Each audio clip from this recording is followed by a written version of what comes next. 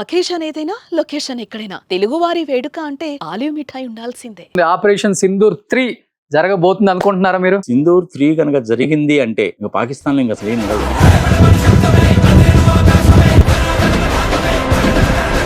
Operation 2లో నిజంగా అనుకోలేదు ఎవ్వరూ కూడా. ఆంధ్రప్రదేశ్కు చెందిన మురళీ నాయక్ అనే వ్యక్తి ఈ రోజు కాల్పుల్లో చనిపోవడం జరిగింది యుద్ధంలో.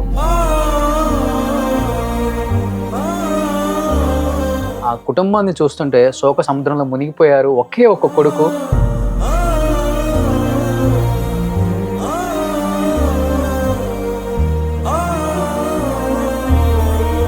నా సైడ్ నుంచి నేను ఒక 50,000 రూపాయలు ఆ కుటుంబానికి నేను అందిస్తాను.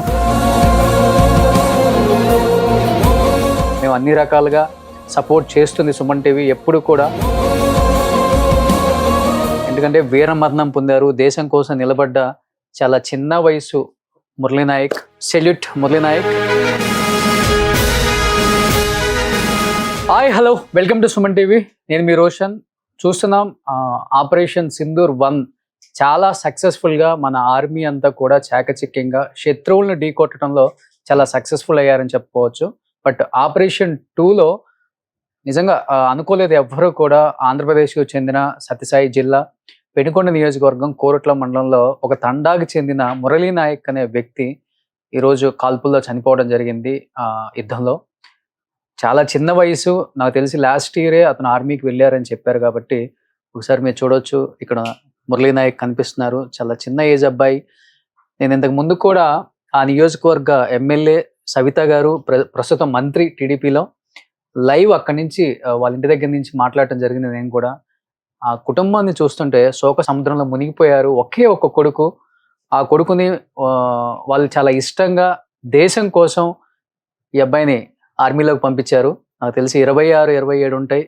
ఫస్ట్ ఆ అబ్బాయి ఆత్మకి ప్రగాఢ సానుభూతి తెలియజేస్తూ ఒక నిమిషం మౌనం పడుతున్నాం. నాగార్జున రెడ్డి గారు, please.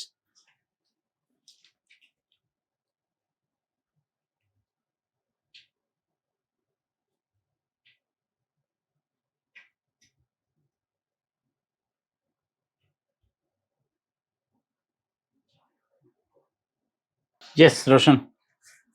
That's nice, the program after a very long time, beginning is good. జై Bharat. Jai Bharat, Jai Hind. వాళ్ళ కుటుంబ సభ్యులకి మా ప్రగాఢ సానుభూతి తెలియజేస్తున్నాము. ఆ అబ్బాయి కొత్తగా ఆర్మీలో జాయిన్ అయ్యారు కాబట్టి ఆర్మీ సైడ్ నుంచి ఏమేమి వస్తాయో మాకు తెలియదు. కాబట్టి నా సైడ్ నుంచి ఆ కుటుంబాన్ని త్వరలో కలుస్తాను. ఆల్రెడీ నేను లైవ్లో ఇంతకుముందు చూడటం జరిగింది కుటుంబ పరిస్థితిని కూడా. నా సైడ్ నుంచి నేను ఒక 50,000 రూపాయలు ఆ కుటుంబానికి నేను అందిస్తాను. ఒక 1 వీక్ 10 డేస్లో నా కుటుంబాన్ని కలిసి డెఫినెట్గా ఆ తల్లిదండ్రుల ఆర్థిక స్తోమత ఏంటో కూడా తెలుసుకునే ప్రయత్నం చేస్తాను. అండ్ వాళ్ళ సైడ్ ఏదైనా జాబ్ కావాలన్నా కానీ, తల్లిదండ్రుల్లో ఎవరైనా చదువుకున్న వాళ్ళు ఉన్నా కానీ గవర్నమెంట్ డెఫినెట్గా పట్టించుకుంటుంది. పట్టించుకోదని కాదు, ఇన్ కేస్ ఏదైనా ఉన్నా కానీ మా సైడ్ నుంచి మేము అన్ని రకాలుగా సపోర్ట్ చేస్తుంది సుమన్ టీవీ ఎప్పుడు కూడా. ఎందుకంటే వీరమరణం పొందారు, దేశం కోసం నిలబడ్డ చాలా చిన్న వయసు Murali Naik. Salute Murali Naik. So coming to ఏం చెప్తారు? ఆపరేషన్ 1 చాలా సక్సెస్ఫుల్ సింధూర. ఆపరేషన్ 2 చూస్తే మనం అక్కడ ఒకసారి మీరు ప్లేసెస్ కూడా చూడొచ్చు. నాగార్జున రెడ్డి గారు, మీకు పాక్ దాడి చేయబోయిన ప్రాంతాలు చూసాము, భారత్ దాడి చేసిన ప్రాంతాలు చూసాము. మీరు రెండు పక్కల చూస్తే నిన్న ఈ పఠాన్కోట్ ఎయిర్ ఫోర్స్ మీద కావచ్చు, జమ్మూ, అవంతిపుర, శ్రీనగర్, అమృత్సర్, కపుత్తల, జలంధర, చండీగఢ్, లుధియానా, పటిండా, అందపూర్, నల్ బికనీర్ పాక్ దాడి చేయబోయిన ప్రాంతాలు ఇవన్నీ కూడా S-400తో చాలా చాకచక్యంగా మన మిలిటరీ వాళ్ళు చెప్పాలంటే అవలీలగా మొత్తాన్ని కూడా తిప్పుకొట్టారని చెప్పుకోవచ్చు. అండ్ భారత్ దాడి చేసిన ప్రాంతాలలో ఆల్మోస్ట్ ఎంతోమంది, దాదాపు 102 మంది కూడా చనిపోయారు. మళ్ళీ దాడి చేసే మూమెంట్లు ఇది జరిగింది. కాబట్టి ఏం చెప్తారు? మీరు రెండు వైపులు చూస్తున్నారు. అండ్ ఆల్రెడీ మనకు తెలిసిన ఫ్యాక్ట్, మన దగ్గర ఉన్న S-400 కావచ్చు, అంటే అది ఏ రకమైన స్పీడ్ అయినా కానీ తట్టుకునే కెపాసిటీ దానికి ఉంది. సో మంచి టెక్నాలజీతో కూడుకున్న S-400 అని చెప్తూ ఉంటారు. ఏం చెప్తారు ఫస్ట్ దాని గురించి మీరు? First of all, let me tell you this thing, Roshan. Let Naik's soul be rest in peace. మీరు ఏ విధంగా అయితే నా వైపు నుంచి ఆర్థిక సహాయం ఇంకొకటి అన్నారో, నేను కూడా చేద్దామని అనుకుంటున్నాను. ఫస్ట్ టైం విన్న తర్వాత let me do that. Of course నేను ఇండియన్ ఆర్మీ ఫోర్సెస్కి ఎవ్రీ ఇయర్ కూడాను వాళ్ళ ఫండ్కి ఎంతో కొంత డొనేట్ చేస్తూ ఉంటాను. యునెస్కో కూడా డొనేట్ చేస్తూ ఉంటాను. Let me see this. ఇప్పుడు ఇది మ్యాప్లో కనుక చూస్తే ఇవాళ లేటెస్ట్గా జరిగినటువంటిది ఇది. అవును, కరాచీ. ఈ కరాచీలో మెయిన్గా ఏంటంటే జనావాసాలు ఉంటారు, మంచి పోర్ట్ కూడా ఉంది వాళ్ళకి. 50% of the imports and exports అన్ని కూడాను ఈ కరాచీ పోర్ట్ నుంచే జరుగుతాయి. ఓకే, ఇంకా ఎక్కువ కూడా జరుగుతాయి. ఓకే. దీని హిస్టరీలోకి వెళ్తే 1857లో ఇది మొదలైంది. 1857 కరాచీ పోర్ట్ ట్రస్ట్ అంటారు అనమాట. సో దీన్ని యాక్చువల్గా ముందు మనం దీన్ని అటాక్ చేద్దాం అన్నటువంటి ఉద్దేశం మనకు లేదు. సింధూర్ అనేటువంటి దాంట్లో నువ్వు ఏ రకంగా అయినా సరే నిర్వచించుకోవచ్చు దాన్ని. బొట్టు, ఆడవాళ్ళని బొట్టు తీసేశారు కాబట్టి సింధూర్ అని పెట్టారు. బాగానే ఉంది అది. అవును, ఇట్స్ గుడ్ థింగ్. అవును, అది మన హిందూ సాంప్రదాయం ప్రకారం దానికి చాలా ఇంపార్టెన్స్ ఉంటుంది. సెకండ్ థింగ్, ఇంకోటి ఏంటంటే చేసింది ఇద్దరు కూడా మహిళలు. సింధూర్, సిన్ అంటే పాపం, దూర్ అంటే దూరం చేయడం, పాపాన్ని దూరం చేయడము. ఈ రకంగా కూడా తీసుకోవచ్చు. సరే ఇట్లా చెప్పుకుంటూ పోతుంది, మరి ఎన్ని రకాలుగానే తీసుకోవచ్చు. అది సింధూర్ 1, సింధూర్ 2. సింధూర్ 1 అనేటువంటిది కూడాను వాళ్ళు ప్రొవోకేట్ చేశారు కాబట్టి మనం చేసాం. ప్రొవొకేషన్ అనేటువంటిది 22వ తారీఖు ఏప్రిల్లో జరిగింది. 26 మందిని చంపేశారు. కొంచెం మన భద్రతా లోపం కూడా ఉంది. నిష్పక్షపాతంగా మాట్లాడుకుందాం, ప్రజలకు కూడా తెలియాలి కాబట్టి. Let me accept the thing also. ఎప్పుడైనా కానీ యుద్ధతంత్రంలో ప్రధానమైనటువంటి నీతి, ప్రముఖమైన నీతి ఏంటంటే రోషన్, ప్రజలకు కూడా తెలియాలి కాబట్టి స్వాట్ అనాలిసిస్ చేసుకోవాలి. కార్పొరేట్ ఎన్విరాన్మెంట్లో చేస్తుంటారు, అదే చేస్తారు ఇక్కడ కూడా. వాడి వీక్నెసెస్ ఏంటి ముందు తెలుసుకోవాలి. వాడి వీక్నెస్ ఏంటి? పాకిస్తాన్ ఆర్మీ బతికేదంతా కూడాను పాకిస్తాన్ ప్రజలు కట్టిన ట్యాక్స్ల మీద, ప్రపంచం ఇచ్చినటువంటి అప్పుల మీద. దేనికి సపోర్ట్ చేస్తారు ఆర్మీ అనేసి అంటే మన దేశం మీద యుద్ధం చేయాలనేటువంటిది వాళ్ళకి సెకండరీ ఆస్పెక్ట్ ఏమో, కానీ ఫస్ట్ ఆస్పెక్ట్ ఏంటంటే ముందు టెర్రరిస్టులను పెంచి పోషించాలి. అందుకని మనం సింధూర్ 1లో ఫస్ట్ టైం మనము 25 నిమిషాల్లో 9 టార్గెట్స్ని స్మాష్ చేసేసాం. అవును, చాలా సక్సెస్ఫుల్ విషయం. చాలా మంది ఏమనుకుంటారంటే, ఏంది మోడీ గారు ఏం చేస్తున్నారు, అసలు యుద్ధం చేయాలి కదా అంటారు. యుద్ధం చేయడం అనేటువంటిది అంత ఈజీ టాస్క్ కాదు రోషన్. ప్రజలు కూడా అర్థం చేసుకోవాలి. యుద్ధం కనుక చేయాలనే పని దానికి ముందు ప్రిపరేషన్ ఉండాలి. 14 లక్షల మంది ఇండియన్ ఆర్మీ ఉన్నారు, మనకి ట్యాంక్స్ ఉన్నాయి, అనేక రకమైనటువంటి అన్ని కూడా ఉన్నాయి. వీటన్నిటిని మనం ప్రిపేర్ చేసుకోవాలి. డిఫరెంట్ లొకేషన్స్లో, స్ట్రాటజిక్ లొకేషన్స్లో ఉంటాయి. వాటన్నిటిని సిద్ధం చేసుకోవాలి, మూవ్ చేసుకోవాలి, టెస్ట్ చేసుకోవాలి. ఈ వ్యవహారం అంతా ఉంటుంది. వాళ్ళు ఏదో 22వ తారీఖు చేశారు కానీ 23వ తారీఖు మనం చేయాలి అనేసి అంటే విల్ బికమ్ ఫూల్స్. అది కుదరదు. అందుకని 15 రోజులు టైం తీసుకున్నారు. ఇది ప్రజలు తెలుసుకోవాలి. కరాచీ మీద కొట్టినటువంటి దెబ్బ మామూలు దెబ్బ కాదు. Excellent thing. ఇది సెకండ్ టైం జరిగింది. ఇది ఫస్ట్ టైము 9 టార్గెట్స్ అన్నీ కూడాను వాళ్ళ టెర్రరిస్టుల యొక్క స్థావరాలని, అవును, ట్రైనింగ్ సెంటర్స్, వాళ్ళ ఆర్థిక సెంటర్స్ కూడా అవే.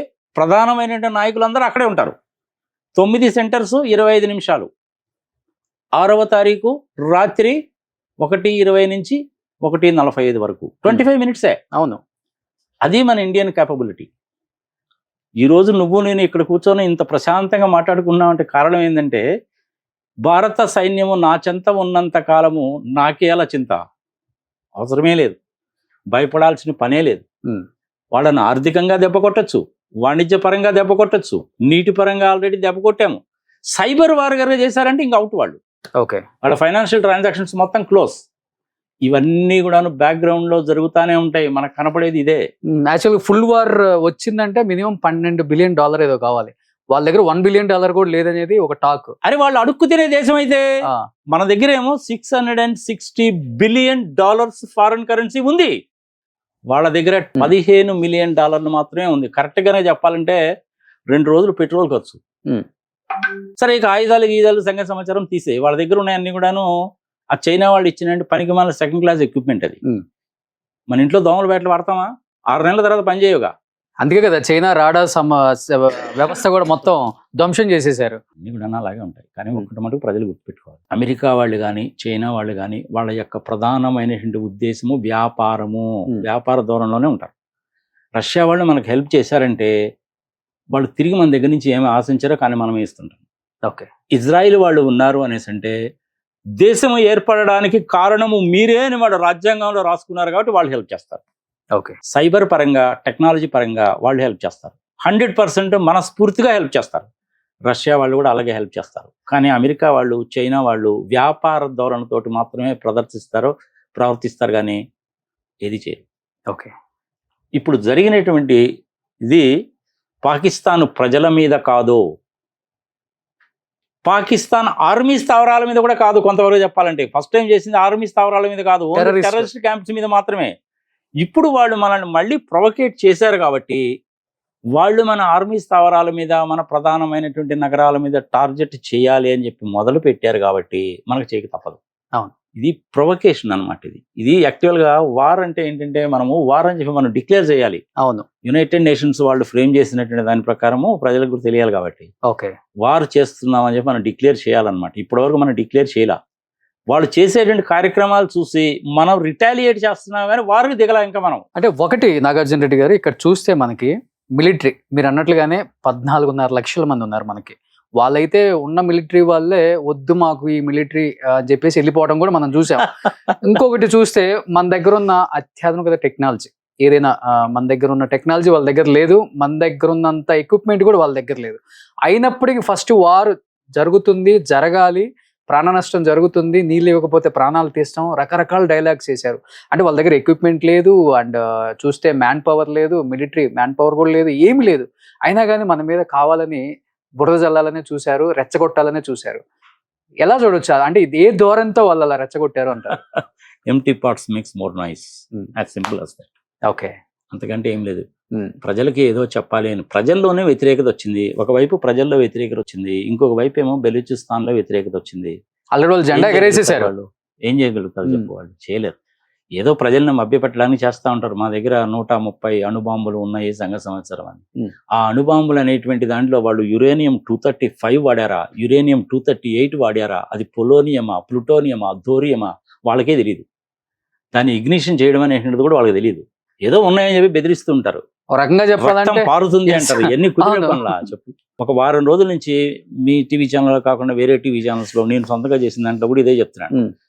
యుద్ధం కనుక చేస్తే వాళ్ళకు 100 రూపాయలు నష్టం జరిగితే మనకు 10 రూపాయలు మాత్రమే జరుగుతుంది. నష్టం అనేటువంటిది ఎంతో కొంత జరుగుతుంది. యుద్ధము చేయాలి అనేటువంటి ఇంటెన్షన్ మనకు లేదు, పాకిస్తాన్ లో ఉండే ప్రజలకు కూడా లేదు. ఓకే. ఇది ఉన్నది ఎవరికై అంటే రాజకీయ నాయకులు వాళ్ళ స్థిరత్వం కోసం, మిలిటరీ వాళ్ళు ఆ మునీర్ గాడి మూలకంగా. I'm sorry to use the word గాడ్ అని అనక తప్ప. అసలు ఒకళ్ళు చేసే ఉద్దేశమే ఉంటే సార్, పాకిస్తాన్ని కాపాడాల్సిన ప్రధానే శుభ్రంగా ఇల్లు వదిలిపెట్టేసి బంకర్లోకి వెళ్ళిపోయారు, సేఫ్ ప్లేస్కి వెళ్ళిపోయారు. పాకిస్తాన్ ప్రజలేం కాదు అసలు. ఇప్పుడు బంకర్లోకి వెళ్ళిపోయాడు. అంతకుముందు ఈ పాకిస్తాన్ ఆర్మీ వాళ్ళు ఆయన తీసుకెళ్లి హాస్పిటల్లో చేర్పించారు. ఇప్పుడు బంకర్లోకి వెళ్ళిపోయారు. ఈ పాకిస్తాన్ ఆర్మీలో మేజర్ పొజిషన్స్ లో ఉండే వాళ్ళందరూ ఏం చేస్తారంటే హెవీగా కరప్షన్ చేసి నాట్ లెస్ దాన్ 500 crores సంపాదించుకొని దుబాయ్ కానీ ఇంగ్లాండ్ కానీ వెళ్ళి సెటిల్ అయిపోతారు. ప్రీవియస్ ప్రధానులు కూడా అదే చేశారు. అందరూ అంతే. వాడు ముషారఫ్ కానీ ఇంకొకరు కానీ అందరూ ఇలాగే చేస్తారు. హెవీ కరప్షన్ ఉంటుంది. వాళ్ళ సవాయిదా వాళ్ళు వస్తారు, మనకి ఎందుకు వచ్చింది కదా. ఓకే. ఇప్పుడు ఈ ప్లేసెస్ అన్ని చూపిస్తున్నావు కదా నువ్వు. అవును. ఈ ప్లేసెస్ ని చూపించి ఎక్కడెక్కడ చేసామో ఏమిటి సంఘ సంవత్సరం అనేది ప్రజలందరికీ చూపించారు. ఓకే. మనము ఎస్కలేట్ చేయలేదు. Point number 1. వాళ్లే కయ్యానికి కాలు దువ్వారు కాబట్టి మనం రిటాలియేట్ చేయక తప్పదు. ఈ రిటాలియేషన్ చేయడానికి కోసం అని చెప్పి ఎప్పుడు ఏం జరుగుతుందో తెలియదు కాబట్టి, ఇన్ఫర్మేషన్ ఉంది కాబట్టి, ఇటు సోవియట్ రష్యా వాళ్ళు కానీ మన శాటిలైట్స్ కానీ, అంటే ఏది మన ఇస్రో వాళ్ళు లాంచ్ చేసిన శాటిలైట్స్ కానీ, డిఆర్డిఎల్ కానీ, డిఎల్ఆర్ఎల్ కానీ, అదేవిధంగా మసూద్ సంస్థ ఇజ్రాయెల్ వాళ్ళది ఇచ్చిన సమాచారాన్ని మొత్తాన్ని కూడా క్రోడీకరించుకొని ఒక డెసిషన్కి రావడానికి 15 రోజులు పట్టింది. అంత మాత్రాన మోడీ ఏమీ చేయడం లేదు, ఏం చేస్తున్నాడో దయచేసి తిట్టబాకండి. ఇలాంటి సమయంలో అందరము ఏకము కావాల్సినదే. Patience is more important. కానీ ఎన్నాళ్ళను ఊరుకోవాలి? మంచి ఆపర్చునిటీ రోషన్ ఇది. ఈ ఆపర్చునిటీ కనుక పోయిందంటే మళ్ళీ మనకు రాదు. కొట్టేది ఏదో సావుదెబ్బ కొట్టేయాలి, పాతాళానికి వెళ్ళిపోవాలి. భారత్ తో పెట్టుకుంటే ఆల్రెడీ జరుగుతుందో ప్రపంచానికి తెలిసింది. అసలు ఏం జరుగుతుందో ఈసారి గట్టిగా చూపించాలంటారు. డెఫినెట్ గా చూపించాల్సింది. ఇంతకంటే మంచి అవకాశం రాదు. ఓకే. 1971లో ఒకసారి వచ్చింది. డిసెంబర్ 3వ తారీఖు 1971 డిసెంబర్ 3వ తారీఖు నుంచి డిసెంబర్ 16వ తారీఖు వరకు 13 రోజులు యుద్ధం జరిగింది. 93,000 మంది సైనికులు లొంగిపోయారు. అప్పుడు మనం చేసిన ఒక చిన్న మిస్టేక్ ఏంటంటే పాక్ ఆక్యుపైడ్ కాశ్మీర్ కూడా తీసేసుకోవాల్సింది, మన కండిషన్ పెట్టాల్సింది. సరే కుదరలేదు, గతం కదా మర్చిపోబ్బా, ఇప్పుడు దాని Okay. గురించి ఎందుకు మనకి. ఒకసారి ఇండియా మ్యాప్ వేస్తే మనకు అర్థం అవుతుంది. సో మీకు ఒకసారి పాకిస్తాన్ మ్యాప్ చూస్తున్నారు, ఇక్కడ ఇండియా మ్యాప్ చూస్తున్నారు. ఇది జమ్మూ కాశ్మీర్, జమ్మూ కాశ్మీర్. జమ్మూ కాశ్మీర్, లడక్ అనేది వదిలే జమ్మూ కాశ్మీర్. ఇప్పుడు జమ్మూ ఈ కాశ్మీర్ ఏంటంటే ఇప్పుడు జమ్మూ ఒకటి, ఇప్పుడు ఈ శ్రీనగర్. ప్రాంతాలకి ఎలాంటి ముప్పు ఉండొచ్చు అంటే ఈ ప్రాంతాలను కూడా వాళ్ళు అటాక్ చేద్దామని చూస్తున్నారు, మిసైల్స్ ని పంపుతున్నారు కాబట్టి. అవును. పంజాబ్ కానీ ఉత్తరాఖండ్ కానీ ముఖ్యంగా ఉత్తరాఖండ్ దాకా రారు, ఆ. ఉత్తరాఖండ్ దాకా రారు. వాళ్ళ కాన్సన్ట్రేషన్ అంతా జమ్మూ అండ్ కాశ్మీర్ అంటున్నాం కదా మనము. Okay. జమ్మూ మీద, శ్రీనగర్ మీద ఉంటుంది, లడక్ దాకా కూడా వెళ్ళరు. ఓకే. పక్కన ఉన్నటువంటి రాష్ట్రాలు ఏవైతే ఉన్నాయో, రాజస్థాన్ ఉంది కదా, అవును. రాజస్థాన్ కన్నా పాకిస్తాన్కి, ఈ రాజస్థాన్కి ఇంచుమించుగా 1000 కిలోమీటర్లు ఉంటుంది ఓకే. తీరం. ఆల్రెడీ మిసైల్స్ ఇక్కడ- వదిలేరు కదా అక్కడికి. మిజైల్స్ వదిలేరు, ఆ. మిజైల్స్ వదిలిపెట్టారు. ఆ. వాళ్ళు మిజైల్స్ అనేటువంటిది 8 మిజైల్స్ వదిలిపెట్టారు. 8 మిజైల్స్ కూడా మన S-400 సిస్టమ్ అనేటువంటిది వాటిని కూల్చేసింది. అవును. ఇప్పుడు ఒక్కటి చెప్పు రోషన్, సింధూర్ 1లో మనం ఓన్లీ టెర్రరిస్ట్ కాంప్రమైజ్ చేశాం కానీ, ప్రజలు ఉండే దగ్గర కానీ, వాళ్ళ సైనిక స్థావరాల మీద కానీ, వాళ్ళ పోర్ట్స్ మీద కానీ, ఎయిర్పోర్ట్స్ మీద కానీ ఎక్కడా చేయలేదుగా, ఎక్కడ ప్రాణ నష్టం లేదు అసలుకి. చేయలేదు కదా. అవును. టెర్రరిస్ట్ క్యాంపుల మీద మాత్రమే చేస్తున్నామనే చెప్పాం. అలాంటప్పుడు వాడు దానికి రిటాలియేషన్ అంటే, మన దగ్గర టెర్రరిస్ట్ క్యాంపు లేవు కాబట్టి చేయలేడు. ఓకే. మరి ఇంకప్పుడు దేని మీద చేయాలి? Hmm. ప్రజావాసాల మీదన్నా, మన మిలిటరీ వాళ్ళ మీదన్నా చేయాలి. ఓకే. ప్రజల మీద చేసిన, మిలిటరీ క్యాంప్స్ మీద చేసిన, అది వార్ అవుతుంది. ఓకే. ఏ వార్ అనేటువంటిది ఏంటంటే, మనము యునైటెడ్ నేషన్స్ లో ఉండేటువంటి రెగ్యులేషన్స్ ప్రకారము డిక్లేర్ చేయాలి. మనం డిక్లేర్ చేయాల, మరి దాన్ని deemed to be a war అనేటువంటిది లీగల్ గా వాడతారు. ఇలాంటి పదాలు మన నోటికి వచ్చినాయి కదా, 4 ఇంగ్లీష్ ముక్కలు మన ఇష్టం వచ్చినప్పుడు వాడడానికి వీల్లేదు. ఓకే. ఇది ఫుల్ స్కేల్ వార్ కాదు. But ఫుల్ ఇది- స్కేల్ వార్ అంటే డిక్లేర్ చేయాలి. ఓకే. ఒకసారి ఇండియా మ్యాప్ వేస్తే, సో మీరు అన్నారు ఇక్కడ 800-900 కిలోమీటర్లో ఇది ఉన్న ఈ రాజస్థాన్. ప్రాంతాలకే ఎటువంటి ముప్పు ఉండదు అని చెప్తున్నారు. కానీ ఒక పక్కన చూసుకుంటే మనకి మీడియాలో హల్చల్ అవుతుంది, 2 తెలుగు రాష్ట్రాలకు భారీ నష్టం అని చెప్పేసి రకరకాలుగా భయపిస్తున్నారు, భయభ్రాంతులను చేస్తున్నారు. చెప్పాలంటే అసలు ఈ ఆంధ్రప్రదేశ్ తెలంగాణ పరిస్థితి అంటే ఏమని చెప్తారు? మనకి హైదరాబాద్ లో BHEL కానీ, HAL కానీ, IDPL కానీ, DRDL కానీ, DLRL కానీ, భారత్ డైనమిక్స్ లిమిటెడ్ కానీ, ఇవన్నీ కూడా మనం ఇంత దూరం తెచ్చి ఎందుకు పెట్టుకున్నాం? వాడికి అంత సీన్ లేదు కాబట్టి. ఓకే. ఇంచుమించుగా 1700 కిలోమీటర్ల దూరం ఉంటది. వాళ్ళ దగ్గర ఉండే మిజైల్స్ ఇవి కూడాను 300 కిలోమీటర్ల కంటే పోవు. ఏడదాకా ఏడవుతాడు. అందుకని ఆంధ్రప్రదేశ్ లో, తెలంగాణలో ఏదో జరిగిపోతుందని కంగారు పడాల్సిన పని లేదు. కానీ తెలంగాణ ఏరియాలో కొంచెం కంగారు ఎందుకు పడతారు అనేసి అంటే, పాకిస్తాన్ నుంచి వచ్చి వీసా అయిపోయిన తర్వాత కూడా ఉంటున్న వాళ్ళు ఉన్నారు, స్లీపర్ సెల్స్ ఉన్నారు. అవును. బర్మా నుంచి అస్సాం వచ్చి, అస్సాం నుంచి బెంగాల్ వచ్చి, బెంగాల్ నుంచి హైదరాబాద్ ఓల్డ్ సిటీలో ఉన్నటువంటి రోహింగ్యీలు కూడా ఉన్నారు. ఓకే. అందుకని మనం అలర్ట్ గా ఉండాలంటాం. ఓకే. గతంలో కూడా జరిగింది కాబట్టి. ఆర్మీ వాళ్ళు ఇక్కడ దాకా వచ్చి చేసేంత సీన్ ఉండదు. ఓకే. ఇక్కడ ఇది ఏ ప్రాంతాలు ఎఫెక్ట్ అయ్యే అవకాశం ఉందంటారు? రాజస్థాన్ ఒకటి, పంజాబ్, జమ్మూ. జమ్మూ. జమ్మూ అంటే జమ్మూ కాశ్మీర్ అనేది రాష్ట్రం, ప్రజలు గుర్తుపెట్టుకోవాలి. అవును. జమ్మూ కాశ్మీర్ అనేది రాష్ట్రం. జమ్మూ వేరే, శ్రీనగర్ వేరే. జమ్మూ మీద, శ్రీనగర్ మీద చేశారు. జమ్మూ, శ్రీనగర్, చండీగఢ్, కురుక్షేత్ర, జలంధర్, అమృత్సర్, ఊరి, ఇట్లాంటి ప్లేస్ అన్నింటిలో కూడా మొత్తం ఒక 16-17 ప్లేసులు సెలెక్ట్ చేసుకునే ఏవైతే ఉన్నాయో అవన్నీ కూడాను శ్రీనగర్. ఇది చాలా ఇంపార్టెంట్ ప్లేస్. ఓకే. అవంతిపూర. ఇక్కడ మన మంచి ఎక్సలెంట్ బేస్ ఒకటి ఉంటుంది. ఓకే. పఠాన్ కోట్ కూడా అలాంటిదే. ఓకే. అమృత్సర్ లో ఏంటంటే మన గ్రేట్ గ్రాండ్ సర్దార్జీకి సంబంధించిన గోల్డెన్ టెంపుల్ ఉంది. ఓకే. ఆ టెంపుల్ మీద చేయాలి అనేటువంటిది వాళ్ళ ఉద్దేశం. ఓకే. అందుకని మనం అక్కడ కూడా ఏం చేశారంటే, మిజైల్ సిస్టమ్ నన్ను, రాడార్ సిస్టమ్ ని విత్ ఇన్ 6 hours లో ఎస్టాబ్లిష్ చేశాం. ఓకే. కపూర్తల బేస్ అది.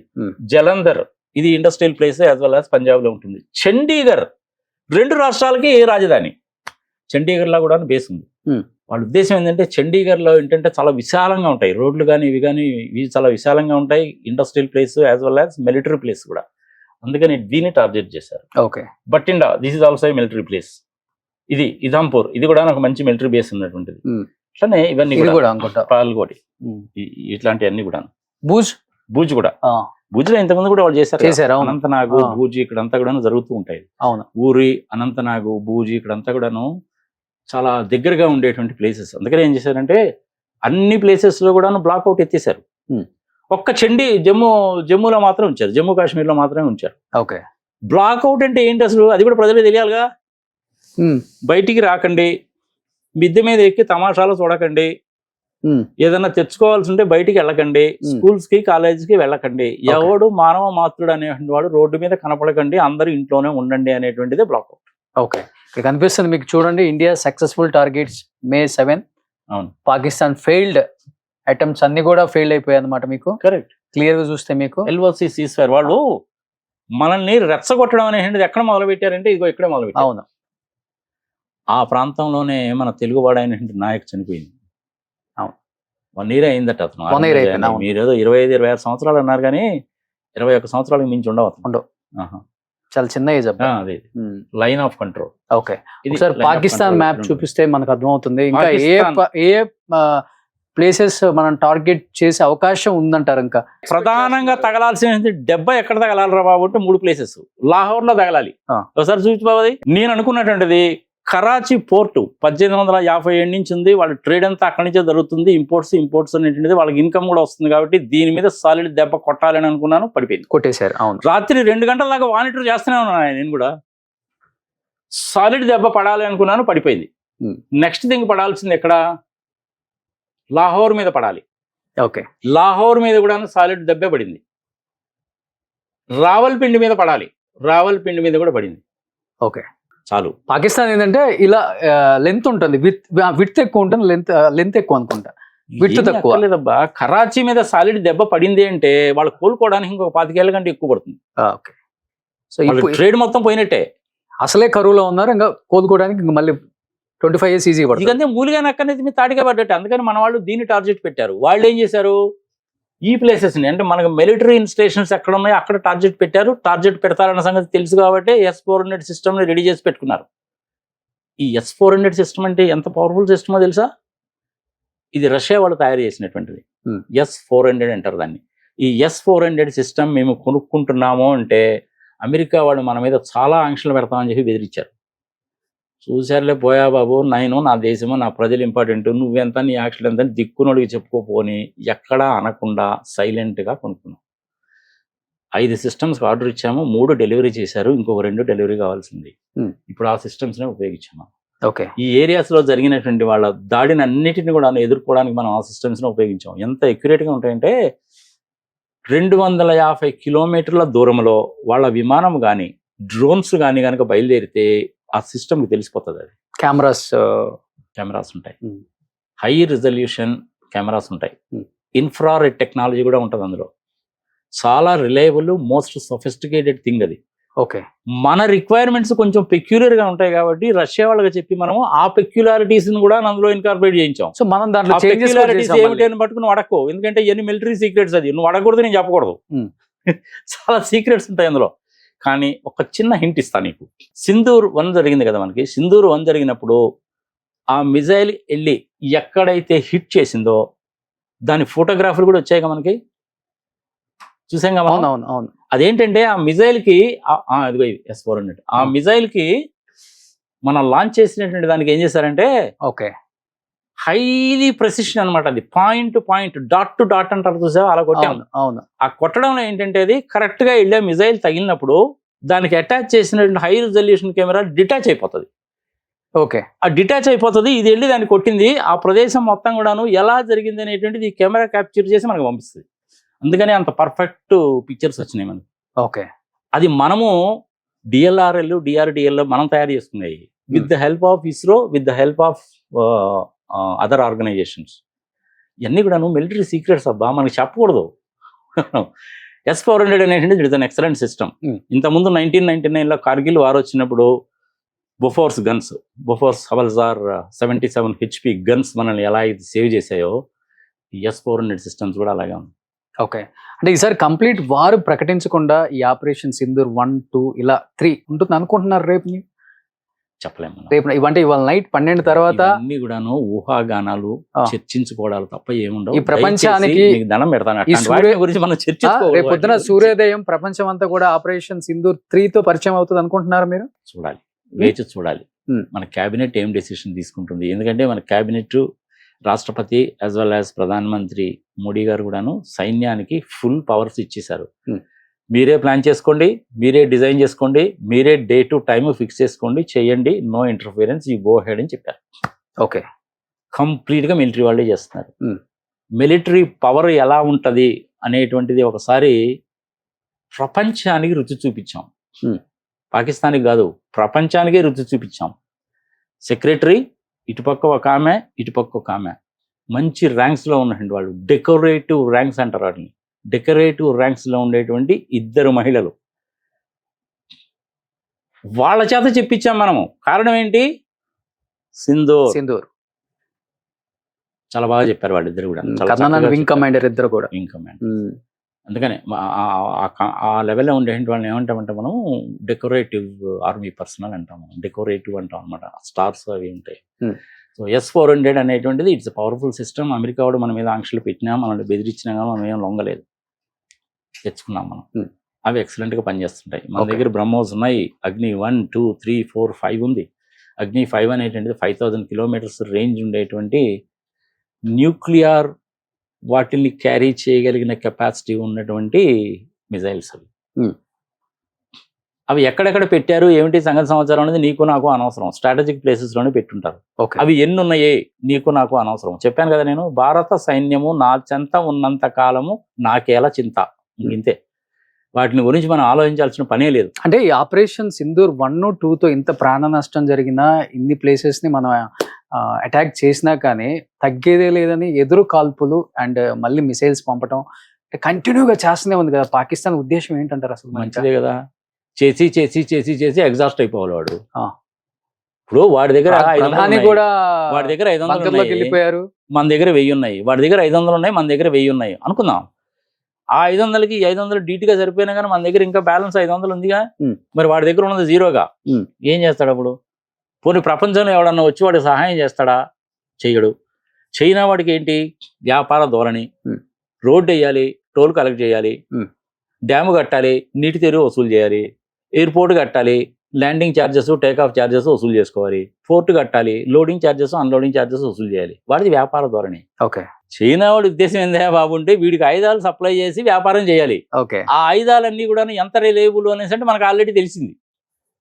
మన ఇంట్లో దోమల వేట 6 నెలల కంటే ఎక్కువ పనిచేయదు చైనాది. ఇంకా వాళ్ళ విమానాలు కూడా అలాగే పనిచేస్తాయి. ఇప్పుడు ఏంది F-16 ఉన్నాయి మా దగ్గర అని విర్రవీగుతారు. ఆ F-16కి సంబంధించిన పాస్పోర్ట్ ట్రంప్ గారి దగ్గర ఉంటుంది. ఇది సీక్రెట్. ఇది ఇంకా నువ్వు ఇంత దూరం వచ్చింది కాబట్టి చెప్తున్నాను నేను. వాళ్ళు పాస్పోర్ట్స్ వాళ్ళ దగ్గర పెట్టుకుంటారు. ఎందుకంటే వీడు ఎవడి మీద పోతాడో, ఎప్పుడు పోతాడో, ఏం చేస్తాడో. నేను అమ్ముతా, నువ్వు డబ్బులు నా దగ్గర కొనుక్కో, కానీ కంట్రోల్ మొత్తం నా దగ్గర ఉంటుంది. ఓకే, అదే వ్యాపార నైజం అంటే. ఓకే, F-35 ఆఫర్ చేశారా మనకి? మనం ఏ సంగతి చెప్పలేదా? టెక్నాలజీ ట్రాన్స్ఫర్ చేయమన్నా మనం చేయలేదు. వాడు టెక్నాలజీ ట్రాన్స్ఫర్ చేయడం అంటే ఏంది? డిజైన్స్, డ్రాయింగ్స్ మొత్తం మనకి ఇవ్వాలి. మన దేశంలో తయారు చేసుకుంటే మనం స్పేర్ పార్ట్స్ తయారు చేసుకుంటాం, కానీ వాళ్ళకి స్పేర్ పార్ట్స్ చేసుకున్న పని ఏం. ఇప్పుడు F-16 ఎప్పుడో తెచ్చుకున్నారు వాళ్ళు. దానికి సంబంధించిన పాస్పోర్ట్ అనేది ట్రంప్ గారి దగ్గర ఉంటుంది. వాడు ఆ పాస్పోర్ట్ని ఆన్ చేస్తే కానీ వీడి చక్రం కూడా కదలదు. ఏం చేసుకుంటాడు వాడు? ఇచ్చే ఉద్దేశం ఉంటుందా ట్రంప్ ఏమన్నా? ఇవ్వడు. America full support. భారత్ వాళ్ళు ఏంటంటే అమెరికా వాళ్ళు ఎప్పుడు కూడా వ్యాపార ధోరణితోటే ఉంటారు. నాకెంత అంటాడు, డబ్బులు ఇచ్చి కొనిచ్చుకున్నాడు. పాకిస్తాన్ వాళ్ళకి పాస్పోర్ట్ వీడైతే మనకెందుకు ఇస్తాడు వాడు? F-13లో మనకు వచ్చిన ప్రాబ్లం అదే. ఎప్పుడో అంతకుముందు పోయినప్పుడే GE వాళ్ళది 404 ఇంజిన్ ఇస్తానని ఒప్పందం చేసుకున్నావు. నువ్వు ఈ రోజు వరకు నువ్వు ఇవ్వలేదే. నిన్ను ఎట్ట నమ్ముతా నేను? సో లాస్ట్ అండ్ ఫైనల్ గా చెప్పండి, ఇప్పుడు POKని కొత్తగా ఏమన్నా ఆక్రమించుకుంటే భారతదేశం మ్యాప్ మారబోతుంది అనుకుంటే దానివల్ల ఒరిగేది ఏమన్నా ఉంటుంది అంటారా భారత్ కి? కొత్త సమస్యలు కొని తెచ్చుకున్నట్టు. దాని మూలకంగానే ఇన్నాళ్ళ నుంచి మనకి ప్రాబ్లం. POKలో ఎవరున్నారు అసలు? POKలో ఉండేటువంటిది కూడా ప్రజలే. Point number 1. వాళ్ళకి సంబంధించిన కొన్ని ఉగ్రవాద స్థావరాలని POKలో నెలకొల్పారు. వాటిని లేపేశాం. దాన్ని కనుక మనం ఆక్యుపై చేస్తే ఇక వాళ్ళకి ఆ ఛాన్స్ ఉండదు. మనం ఇప్పుడు ఏమవుతుంది, మన జమ్మూ కాశ్మీరు, ఢిల్లీ ఇట్లాంటివన్నీ కూడాను ఇంకా దూరంగా వెళ్ళిపోతాయి కదా. అటువైపుకి వెళ్ళిపోతున్నాయి కాబట్టి వాళ్ళకి దూరం అయిపోతుంది. చివరికి అల్టిమేట్గా వాళ్ళకి ఏం మిగులుతుంది? ఇప్పుడు బెలూచిస్తాన్లోనూ గిల్గిత్ వాళ్ళు కూడాను అక్కడే ఉన్నారు. ఈ ఆక్యుపైడ్ కాశ్మీర్లోనే కదా వాళ్ళు ఉంది. వాళ్ళు ఒకవైపు యుద్ధము, మిలిటరీ ఆఫీసర్స్ రిజైన్, బంకర్స్లోకి పోయారు, డబ్బులు లేవు, ఎక్విప్మెంట్ ఏమో చైనా వాళ్ళది, F-16 పాస్పోర్ట్ ఏమో ట్రంప్ గారి దగ్గర ఉన్నాయి. ఇజ్రాయెలీ వాళ్ళు మనకి హెల్ప్ చేస్తారు, అమెరికా వాళ్ళు మనకి హెల్ప్ చేస్తారు. వాళ్ళ దగ్గర మన దగ్గర ఉన్న ఎక్విప్మెంట్లో పోల్చుకుంటే వాళ్ళ దగ్గర 10% కూడా లేదు. ఎందుకు మనతోటి వాళ్ళకి యుద్ధం? పొయ్యే కాలం వస్తే ఇలాగే ఉంటుంది. శనీశ్వరుడు నెత్తి మీద కూర్చుంటే ఇలాగే ఉంటుంది. ఓకే, ఎవడు కూడాను పాకిస్తాన్ని ఈసారి భారతదేశం నుంచి సేవ్ చెయ్యలేడు. ఇంతకంటే మంచి అవకాశం రాదు రోషన్. మంచి అవకాశం వచ్చింది. ఇప్పుడు పడే దెబ్బ ఎలా పడాలంటే పాతాళానికి వెళ్ళిపోవాలంతే. ఇంకా తిరిగి కోలుకునే ఛాన్సే లేదు. పాకిస్తాన్ ప్రజల మీద మనకి ద్వేషము లేదు. మన ద్వేషం వల్ల ఎవరి మీద అంటే పెంచి పోషిస్తున్నటువంటి పాకిస్తాన్ ఆర్మీ మీద, పాకిస్తాన్ ఆర్మీని అడ్డం పెట్టుకొని దిక్కుమాలిన నీచ నికృష్ట దరిద్ర దిక్కుమాలిన దౌర్భాగ్య పనులు చేస్తున్నటువంటి టెర్రరిస్టుల మీద. అంతే. నీటిపరమైన యుద్ధం అయిపోయింది, వాణిజ్యపరమైన యుద్ధం మొదలుపెట్టాం. డిప్లొమాటిక్ థింగ్స్ సంఘ సంవత్సరం ఎన్ని జరుగుతుంటాయి. ప్రపంచంలో ఉండేటువంటి వాళ్ళందరూ నేను నీకు డెఫినెట్గా నీ వెంట వస్తాను అని చెప్పేటువంటి వాళ్ళు చాలా తక్కువ ఉంటారు. ఓకే. ఎస్పెషల్లీ యూరోపియన్స్ ఒకళ్ళు, Americans, Japanese, Australians, Singapore, Malaysia, Finland, France, Sweden, Germany, France వీళ్ళందరూ కూడా చూస్తూ ఉంటారు అన్నమాట. మేము భారత్కి సపోర్ట్ చేస్తున్నామని వీళ్ళు ఎవరు చెప్పరు. కారణం ఏంటంటే వ్యాపారం. మనకెందుకు వచ్చిన బాధ, వాళ్ళు కొట్టుకుంటారులే అంటారు. ఇంత చెడు జరుగుతుంది కదా. అమెరికా వాళ్ళు స్టేట్మెంట్ ఇచ్చారు, రష్యా వాళ్ళు స్టేట్మెంట్ ఇచ్చారు, ఇజ్రాయెల్ వాళ్ళు చెప్పారు. ఎవడు చెప్పినా కానీ నువ్వు తగ్గు అంటావు. కానీ ఈ మాదర్ చేతి పనులు చేసిన పాకిస్తాన్ తగ్గమని ఎందుకంటారు వీళ్ళు? ఏమనుకోవాలి వాళ్ళు అన్నప్పుడు? ఎట్ట నమ్ముతావు నువ్వు అసలు వీళ్ళని? వాళ్ళ అహంకారపూరితమైన స్టేట్మెంట్స్, అంతకుమించి ఏం లేదు. వాళ్ళు చెప్పినా వినరు. చెప్పినా వినకపోతే ఒకటికి 10 సార్లు చెప్పాయా? నువ్వు చేస్తే కరెక్ట్, నీ చేస్తే తప్ప? బిన్ లాడెన్ నీ టవర్స్ను కూలగొట్టిన తర్వాత 23 సంవత్సరాల తర్వాత కదా, ఒబామా ఉన్నప్పుడు కదా నువ్వు వాడిని పట్టుకుపోయావు. వాళ్ళ భూభాగంలో చొరబడి వాడిని చంపి తీసుకెళ్ళి ఎక్కడ సముద్రంలో పారేసావు. నువ్వు ఆ పని చేసినప్పుడు ఇవాళ నేనెందుకు చేయకూడదు ఆ పని? ఎంతకాలం అని ఊరుకుంటావు? చేయి, బంద్ చేసేయి, మొత్తం ట్రేడ్ బంద్ చేసాయి, సాఫ్ట్వేర్ తయారు చేయి. మన దగ్గర టీసీఎస్ వాళ్ళు ఉన్నారు, సత్యం వాళ్ళు ఉన్నారు, విప్రో వాళ్ళు ఉన్నారు, బ్రహ్మాండమైన మేధావులు ఉన్నారు. చక్కటి సాఫ్ట్వేర్ కనుక తయారు చేసి వాళ్ళ దాంట్లో కనుక వదిలి కనుక పెట్టామంటే మనం యుద్ధం చేయాల్సిన పనే ఉండదు. ఓకే. వాళ్ళ రాడార్స్ అన్ని జామ్, బ్యాంకింగ్ సిస్టమ్ మొత్తం జామ్, ఫైనాన్షియల్ సిస్టమ్స్ మొత్తం జామ్ అయిపోతాయి. చేయలేమా మనం ఆ పని? చేయొచ్చు. మరి చేస్తున్నారా లేదా నీకేమో తెలుసా? చేయగలరు అనుకుంటున్నాం ఈసారి మనం. మీరు అన్నట్లుగానే ఏ పని ఆ పని జరుగుతూనే ఉంటది. మిలిటరీ వాళ్ళు వాళ్ళ పని చేస్తుంటారు, రాజకీయ నాయకులు వాళ్ళ పని చేస్తుంటారు, సాఫ్ట్వేర్ డెవలప్ చేసేవాళ్ళు వాళ్ళ పని చేస్తుంటారు, డిప్లొమసీ చేసే వాళ్ళు వాళ్ళ పని వాళ్ళు చేస్తుంటారు. ఇవన్నీ కూడా 360 డిగ్రీల యాంగిల్స్ లో ఉంటాయి. నీకు తెలిసిందల్లా ఏందా అంటే అక్కడికి వెళ్ళి తుపాకులు వేసుకొని పేల్చడమనే. తుపాకులు వేసుకొని పేల్చాల్సిన పనే ఉందా? నిజంగా లేదు. వాడు ప్రొవోకేట్ చేశాడు కాబట్టి మనం చేయాల్సి వస్తుంది. 25 నిమిషాల్లో 9 ప్లేసెస్లో కొట్టావు సావు దెబ్బ. ప్రపంచానికి కూడా తెలిసి వచ్చింది. అయినా కానీ బుద్ధి రాకుండా మళ్ళీ దిగాడు. ఈసారి దెబ్బ అనేది కొంచెం గట్టిగానే పడుతుంది. ఫుల్ స్కేల్ వార్ అనేది నువ్వు కనుక డిక్లేర్ చేసావు అంటే 36 అవర్స్ నుంచి 72 అవర్స్ లోపల పాకిస్తాన్ మొత్తం నాశనమే. వాడు అంటున్నాడు నా దగ్గర న్యూక్లియర్ మిజైల్స్ ఉన్నాయండి. ఈ పాడే పచ్చిమతిలో పిండాకు న్యూక్లియర్ మిజైల్స్ S-400 సిస్టమ్ కదా, దేనికి పనికిరావు. ఇంత మీన్ వైల్ మన వాళ్ళు సాఫ్ట్వేర్ కనుక డెవలప్ చేసి కనుక లాంచ్ కనుక చేస్తే అవి లేవని కూడా లేవు. అదే జరగాలని కోరుకుందాం. ఈ రాత్రికి సింధూర్ 3తో భారత్ దెబ్బేంటో పాకిస్తాన్ మొత్తానికి తెలియజేసేలా, ఇండియా అంటే అబ్బా అనిపించేలా జరుగుతుందని మేము ఎక్స్పెక్ట్ చేస్తున్నాం. రిపబ్లిక్ టీవీ ఛానల్లో ఒక వారం రోజుల నుంచి మొదలు పెట్టాడు ఎవరు, అర్నబ్ గోస్వామి. అయ్యా బాబు నువ్వు ఇంత చెడు చెప్తున్నావు, గొంతు దించుకొని అరిసేసి మాట్లాడుతున్నావు, ఆ పాకిస్తాన్ వాళ్ళని తీసుకొచ్చి టీవీ స్టూడియోలో కూర్చోబెట్టి మాట్లాడిస్తావేందా? ఆ దరిద్రం ఉన్న వాళ్ళ మొహాలు ఎందుకు మాకు చూపిస్తామని పెట్టాను నేను. ఇంకా అప్పటి నుంచి తీసేసి మా టీవీలో కూడా ఒక పాకిస్తానీ రిపోర్టర్ ఉన్నారు, చూడండి ఒకసారి. తీసేసాడు. వద్దు, ఎందుకంటే అరే అసలు వాళ్ళ పేర్లు తలుచుకోవాలంటే మనకు చిరాకు ఉండదు. అయితే अल्लाह की मुलाकात होगी, दुनिया में उन पर क्या बीती इस पर भी बात होगी. खुदारा अपने मासूमों को तलकीन कीजिएगा कि वो अल्लाह से हमारी शिकायत न करे, बल्कि अल्लाह से दरख्वास्त करे कि वो हमारे जैसे कमजोर ईमान वालों को ताकत अता करे, क्योंकि हम भूले हुए हैं कि मनफत एक है. ఇగో వీళ్ళు ఇలాగే కన్నీళ్ళు గారుతుంటారా? నువ్వు వాళ్ళ కన్నీళ్ళకి లొంగిగానే పోయావంటే మళ్ళీ ఇంకోసారి దెబ్బేస్తారు మనకి. తీసే. సో ఒక్కసారి చెప్పండి లాస్ట్ అండ్ ఫైనల్ గా. అంబట్ రాయుడు కూడా ఒక స్టేట్మెంట్ ఇచ్చాడు, an I for I makes the world blind అని చెప్పి కూడా. ఎలా చూడొచ్చు అంబట్ రాయుడు స్టేట్మెంట్? అంటే ఫస్ట్ 28 మంది చంపినప్పుడు ఎలాంటి ట్వీట్ చేయలేదు, ఎలాంటి వీడియో రిలీజ్ చేయలేదు. అట్ ది సేమ్ టైం మన వాళ్ళు ఎప్పుడైతే అటాక్ చేశారో సింధూర్ 1తో, సింధూర్ 2తో నిన్న ఒక ట్వీట్ అయితే చేశారు. ఎలా చూడొచ్చు అంబట్ రాయుడు ట్వీట్ ని? ఏంటి ఆ ట్వీట్? అది అంటే ఒక కన్ను పోయిందని ఇంకో కన్ను పోగొట్టుకుంటామా? ఇలా చేస్తే ఏమవుతుంది? ప్రపంచం అంతా అంధకారం అయిపోతుంది కదా. ఎవరి కన్ను పోయింది? అంటే మన 28 మంది ఫస్ట్ చనిపోయారు కదా, మన కన్ను పోయిందని చెప్పేసి వాళ్ళ కన్ను మనం పొడుస్తున్నాం. అసలు కన్ను పోగొట్టుకునేటువంటి అవకాశం ఎందుకు ఇచ్చావయ్యా నువ్వు? ఈ 75 సంవత్సరాల నుంచి మనం చేసిన తప్పుడు పని అదే. పోనీలే పాపం అనుకుంటే వాళ్ళు మరీ రెచ్చిపోతున్నారు. ఎంతకాలం అని చెప్పి ఊరుకుంటావు నువ్వు? ఇలాంటి దిక్కుమాల స్టేట్మెంట్స్ తీసే ఒక కన్ను పోయిందని చెప్పి రెండో కన్ను పోగొట్టుకుంటావు అనేసి అసలు కన్ను పోయేటువంటి అవకాశం దాకా పరిస్థితి దాకా ఎందుకు తీసుకొచ్చావు నువ్వు? ఓకే, ఈ దెబ్బ ఏదో 1971లోనే పడింది. 13 రోజులు వారు, 93,000 మంది సైనికులు.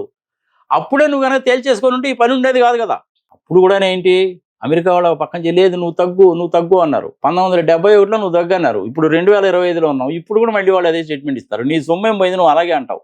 మరి మా సంగతి ఏంటి? 2001లో నీ ట్విన్ టవర్స్ని కూలగొట్టి 3,000 మందిని చంపేశారని నువ్వు వచ్చి పాకిస్తాన్లో వాడిని తీసుకొని వెళ్ళి చంపేసి వాళ్ళ కుటుంబ సభ్యులు చంపేసి తీసుకెళ్లి సముద్రంలో వేస్తే తప్పు లేదా? ఇప్పుడు నేను కనుక ఈ పని చేస్తే నువ్వు తప్పు అంటావా? నువ్వు న్యాయమా ధర్మమా?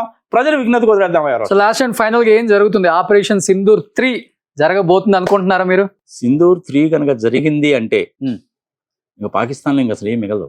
ఓకే, అణు యుద్ధాలకి దిగుతారా? దగ్గర అంత సీన్ లేదు. ఓకే, ఈ రెండో దాంతో వాళ్ళకి బుద్ధి రావాలి. ఓకే, ఇప్పటికీ బుద్ధి రాలేదు అంటే మనం ఏమి చెయ్యాలి అనేటువంటిదే కదా నువ్వు అడుగుతున్న క్వశ్చన్. ఒకటికి రెండోసారి అడుగుతున్నాము. వదిలిపెట్టే సమస్య లేదు. ఓకే, దెబ్బ అనేటువంటిది సాగు దెబ్బ ఎట్టపడాలి అనేసి అంటే పాతాళలోకానికి వెళ్ళిపోవాలంతే. ప్రపంచం మొత్తానికి కూడా తెలియాలి ఇండియా ఏంటి అన్న సంగతి. ప్రపంచం మన దగ్గర ఉన్న వెపన్స్ గురించి చాలా మందికి తెలియదు. నువ్వు అడుగుతున్నావు కాబట్టి చెప్తున్నాను. మన దగ్గర లేజర్ గన్ అని ఒకటి ఉంది. ఆ లేజర్ గన్ తోటి నువ్వు కనుక ఉపయోగిస్తే 360 డిగ్రీల యాంగిల్స్లో తిప్పొచ్చు దాన్ని మనం. ఆ లేజర్ కనుక ఉపయోగించామంటే విమానాలు కూడా కాలిపోతాయి. మిజైల్ సంగతి మర్చిపోను. విమానం కాలిపోయిందంటే ఆ విమానానికి అటాచ్ చేసిన మిజైల్స్ ఉంటాయా? కాలిపోయి. లేజర్స్ని నువ్వు చాలా రకాలుగా ఉపయోగించవచ్చు. సాఫ్ట్వేర్స్ని కూడా చాలా రకాలుగా ఉపయోగించవచ్చు. టీసీఎస్ వాళ్ళకి కనుక చెప్తే మామూలుగా అయితే ఏంటంటే వాళ్ళు పనికి మాలిన సాఫ్ట్వేర్లు టీసీఎస్ వాళ్ళు తయారు చేయరు. కానీ ఇది దేశానికి సంబంధించిందండి. గోపాలకృష్ణ గారు అనుకుంటాను ఇప్పుడు ఉన్నది సీఈఓ కింద, రతన్ టాటా గారు పోయిన తర్వాత. దేశానికి సంబంధించిందండి. ఒక మంచి వైరస్ని తయారు చేయండి అన్నాం అనుకో, వారం రోజుల కంటే ఎక్కువ పడదు. తయారు చేసి ఇచ్చారంటే ఇంతే. పెగాసిస్ లాగే మన దగ్గర ఆ కెపాసిటీ లేదనుకుంటున్నాం. ఏంది Y2K ప్రాబ్లంకే సొల్యూషన్ చెప్పింది మనం అయితే ప్రపంచానికి. మనం చేయలేకపోవడం ఏంది? కానీ ఇది జరుగుతుందా లేదా అంటే బ్యాక్గ్రౌండ్లో జరుగుతూనే ఉంటుంది. ఓకే, రెండోసారి కూడా నేను చెప్పా మళ్ళీ ఇదే విషయం. అవునా? ఎట్ట చెప్పగలుగుతున్నాను నేను? అలా పనిలో ఉన్నారు కాబట్టి. నేను కూడా సాఫ్ట్వేర్ కన్సల్టెంట్ నేనబ్బా. ప్రోగ్రామ్స్ ఎలా రాయాలో నాకు తెలుసు. పెద్ద కష్టమైన పని ఏం కాదు. వారం రోజుల్లో ప్రోగ్రామ్ రాయొచ్చు. 2 రోజుల్లో ప్రోగ్రామ్ రాసి 3 రోజుల్లో టెస్ట్ చేసి సంగతి సమాచారం కనుక చేస్తే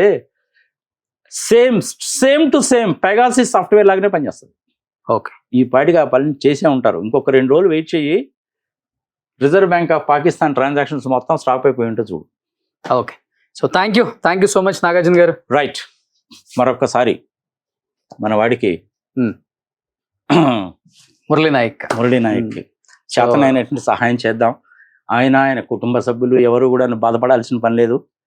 ఇండియాలో ఉండేటువంటి ప్రతి పౌరుడు కూడాను ఒక్కొక్కడు ₹10 ఇచ్చినా కానీ ఎన్ని డబ్బులు వస్తాయో క్యాలిక్యులేట్ చేసుకోండి. ₹10 చాలు. ఎలాంటి ప్రాణ నష్టం జరగకూడదని మనస్ఫూర్తిగా కోరుకుందాం. డెఫినెట్ గా పాకిస్తాన్ ప్రజల మీద మనకి ద్వేషము లేదు, వాళ్ళని ఇబ్బంది పెట్టకూడదు. పాపం వాళ్ళు అసలే అడుక్కు తినే పరిస్థితిలో ఉన్నారు. చాలా మంది పాకిస్తాన్లో ఉండే యువత ఈ దేశంలో మేము బతకలేరా బాబు, ఏదో ఒక దేశంకి పెళ్ళాం పిల్లలతో పోయి బతుకుదామనే ఉద్దేశంతో ఉన్నారు. కానీ వాళ్ళ మైండ్స్ని ఖరాబ్ చేశారు. ఇండియాలో ఉండేటువంటి 24 కోట్ల మంది ముస్లిమ్స్లో రోషన్ ఒక్క 0.1%, 0.2% ఎవరైనా ఉంటారేమో, కానీ మిగిలిన వాళ్ళు అందరూ కూడా ఇండియాకి సపోర్ట్ చేసేవాళ్ళు. Thank you so much and జోహార్ మురళీ నాయక్. జై భారత్. సుమన్ టీవీలో మీ పర్సనల్ అండ్ బిజినెస్ ప్రమోషన్స్ కోసం కింది నెంబర్కి కాంటాక్ట్ చేయండి.